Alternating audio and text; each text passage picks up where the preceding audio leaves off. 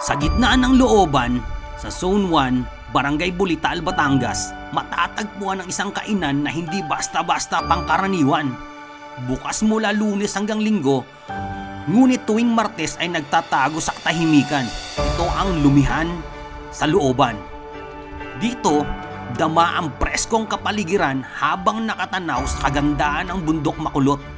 Ngunit higit pa sa tanawin, may mga bulong na kwento ng isang nilalang na may espiritual na kapangyarihan. Isang tagapagluto ng mga pagkain kay sarap, kay lutong, at kay hiwaga. Kaya ano pa ang hinihintay natin? Sumama sa aking misyon, tuklasin ang sikreto at dayuhin natin ang Lumihan sa Looban. So dito na naman tayo ulit mga normal. Literal talaga na looban dito mga normal, tinan nyo.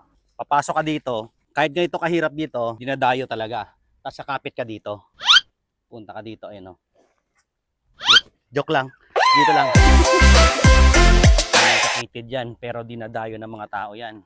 Diba? Tingnan nyo, parang sikip na ako, diba? Nakita nyo yung makulot, sa baba niyan, taalik na. Kinausap ko si nanay kung paano nagsimula ang negosyong ito. Paano nagsimula ulit na yung business na to? Ay ano yung burger, pansit, spaghetti. Yun lang muna ang kanyang pagpumatak yun. Bago Ano nilalako niya o dito lang din? Dito lang po. Marami hong na-order. Yung mga subdivision po dyan, ng pamilya. Ay, grabe naman to mga normal. Kilala niyo ba yan? Nasa Starstruck yan eh.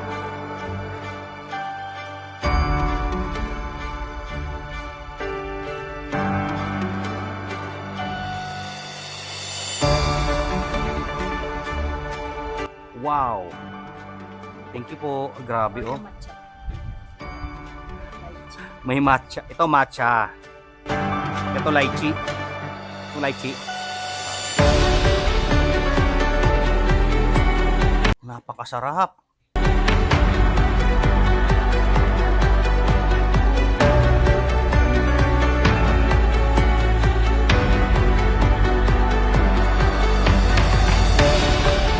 Para siyang burrito. Ang tawag dito, Nay? Chicken tortillas. Pero para siyang burrito. Ang sarap. Pilit kong piniperfecto eh. Itong pita na to. Pili ko sa mga ganito eh. Quesadilla, yung mga quesadillas, yung mga ganon. Burrito. Napakasarap. Grabe, may dumating pa. Ako lang mag-isa nila. Tingnan, may dumating pa. Ayun. Thank you.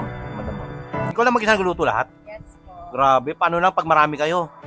Sabi sa akin ni Madam, siya lang daw talaga mag-isa nagluluto. Kaya lagi siya nagpapaliwanag sa mga customer na maghintay ng kaunting panahon. Kasi sulit naman ang kanilang pagbisita. Ang sarap isaw-saw dito. Saka iba lasa ng manok, parang ano na eh. Yung manok nyo crispy na, pero parang lechon pa rin siya, ano? Tikman naman natin tong ano, pansit.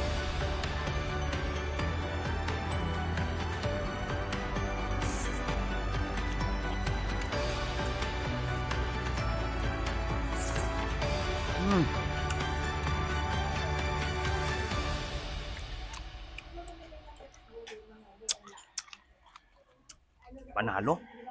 Hap. Grabe oh. All off to the bone to oh. Ang sarap. Ano kasarap. Hindi na kailangan magsili. Wow! Wow! Ano?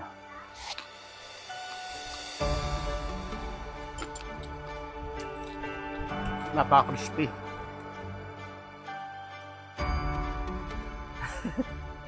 Huh?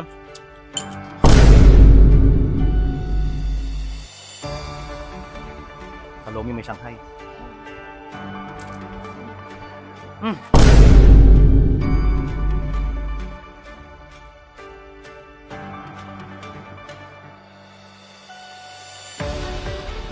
One year na po kami.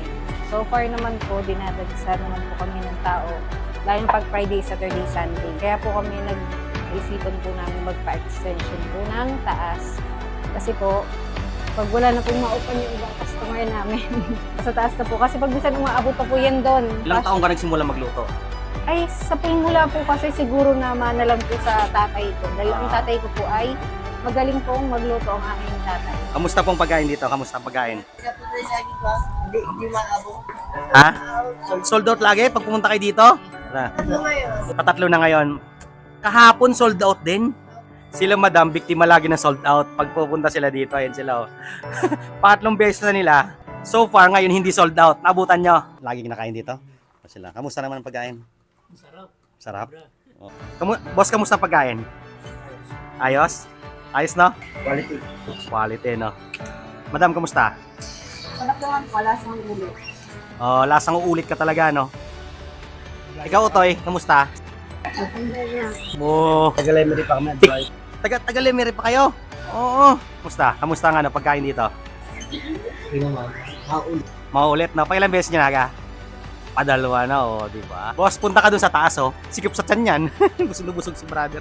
Kaya pala busog na busog yung isa, hindi daw makagalaw.